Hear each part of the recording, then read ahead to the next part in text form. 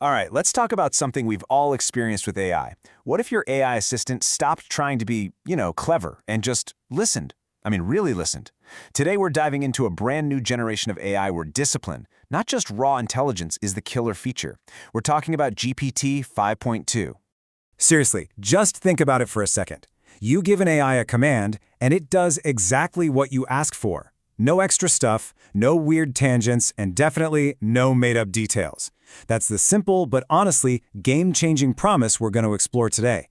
So, what is GPT 5.2 really? Well, the official documents call it a flagship model for enterprise, which sounds corporate. But the real story, the part that actually matters to us, is its insane focus on accuracy and discipline. Look, the big leap forward here isn't that it's more creative. It's that it's way, way more reliable.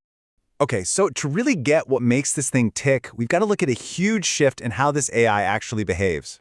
This isn't just some minor update, folks. We're talking about a whole new way of thinking. In this slide, wow, it just says it all, doesn't it? On the left, you've got the old way. You see how previous models would kind of wander off, get way too detailed, and meander around? But look at the right. That's GPT 5.2. It's a straight line, a direct path from your prompt to the result. It's built from the ground up to be concise and, most importantly, to stick to the plan. So this all breaks down into 4 key shifts. First, it plans things out much more deliberately. It actually thinks through the steps before it acts. Second, it's way less verbose. Hallelujah! You get answers, not essays. Third, and this is huge, it has much stronger instruction adherence. It actually follows the rules you give it. And finally, there's this thing called a conservative grounding bias. All that really means is that it would rather tell you, I don't know, than just make something up, which is a feature we have all been waiting for. All right, a totally different kind of AI means we need a different way of talking to it, right? So this next section, think of it as your new playbook. It's packed with techniques to get precisely what you want out of it. And let's start with the problem I know everyone has faced. You ask a simple question, and what do you get back? A giant wall of text. It's so frustrating. But now, finally, there's a specific technique to put a stop to it. And here it is. This is the magic right here. By using a really direct instruction, like the one you see on the screen, you are setting crystal clear boundaries. So for example, you could say, summarize this in 3 bullet points, and each one can only be 1 sentence long. See the difference? You're not just suggesting a length anymore, you are defining the exact shape and size of the output. Total control.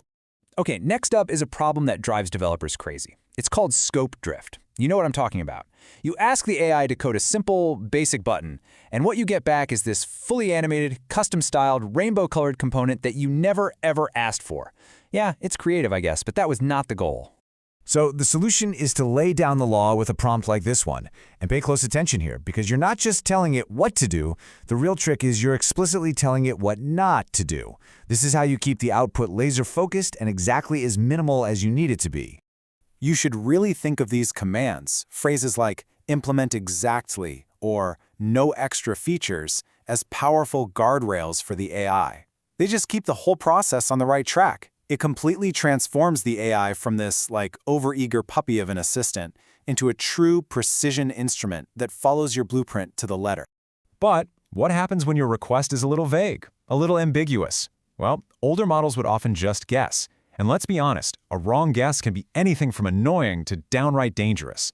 This next technique is all about handling that uncertainty in a much, much safer way. So instead of just taking a wild guess, a prompt like this forces the AI to hit the brakes. It has to either come back to you and ask for more information, or it will present a few different ways it could interpret your request, clearly stating the assumptions it's making for each one. And this is so critical because it puts you right back in the driver's seat. It stops the AI from just running off in the wrong direction with a bad assumption. Now for the really high-stakes stuff, we're talking legal documents, financial analysis, that kind of thing, you absolutely need an extra layer of safety. And this is where it gets really cool. You can actually instruct the AI to check its own work before it gives you an answer. This is such a clever technique. Here's what happens. Before it spits out the final answer, the AI does a second pass. It rescans its own output, and it's looking for specific things. Any hidden assumptions it made, any claims it can't actually back up with facts, or any of that really strong absolute language like always or guaranteed. It's basically a built-in quality control step, which is just brilliant. Okay, moving beyond just single prompts now. GPT 5.2 has some seriously professional tools for managing complex, long-term projects. This is where we get into some awesome features that give the AI real memory and consistency over a long period of time. One of the most powerful new tools is something called compaction. Now, you know how in a super long chat, an AI can kind of get lost in the scroll and completely forget what you talked about an hour ago? Well, compaction solves that. It basically creates this super dense, compressed summary of the entire conversation, so it holds on to all the key info without ever running out of memory. And the process is just so simple. When your chat gets too long to manage, you just run the /compact command. The AI hands you back this little compressed memory token. All you do is pop that token into your next prompt, and boom, the AI's long-term memory is fully restored. It's ready to pick up right where you left off, no context lost. Now, I know what some of you are probably thinking. If you're already using older models, you're wondering, okay, this is great, but how do I upgrade without completely breaking all of my existing prompts and workflows? Well, the good news is they've thought about this, and there's a really clear migration path. The whole thing revolves around a setting called reasoning effort. It basically lets you choose between speed and how deeply the AI thinks about a problem. And this table right here lays it all out for you. It shows you exactly how to map your old settings to the new ones. So for instance, if you're moving over from GPT-5.2 you can just use the same reasoning value, and you should get a really consistent performance. It's all designed to make the switch as painless as possible.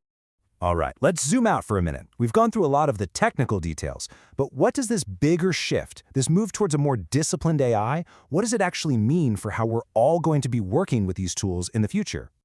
Here's the bottom line, the most important takeaway from all of this. Discipline is the key that unlocks AI's true potential in the professional world. Think about it. When an AI is predictable, when it follows your instructions to a T, that's when you can start trusting it in really high-stakes fields, finance, medicine, law. Our whole relationship with it changes. It stops being about just delegating a task and hoping for the best. It becomes about precise orchestration. The AI evolves from a sometimes helpful creative partner into a truly reliable, indispensable tool. And this quote from the official docs, it just nails it. It says, with explicit prompting and measured iteration, GPT 5.2 can unlock higher quality outcomes. The power dynamic is totally shifting here. Sure, the AI is more capable than ever, but the quality of what you get out of it now depends more and more on your skill as the user. Your ability to give clear, explicit, perfect instructions, that is the new key to unlocking the absolute best results. And that leaves us with a pretty powerful question to chew on, doesn't it? As these AI tools become less like sledgehammers and more like precision scalpels, the art of giving the perfect instruction is becoming an absolutely critical skill. So how will mastering this new way of communicating change our jobs, our industries? How will it change our own creativity? It's a pretty exciting and kind of mind-bending future to think about.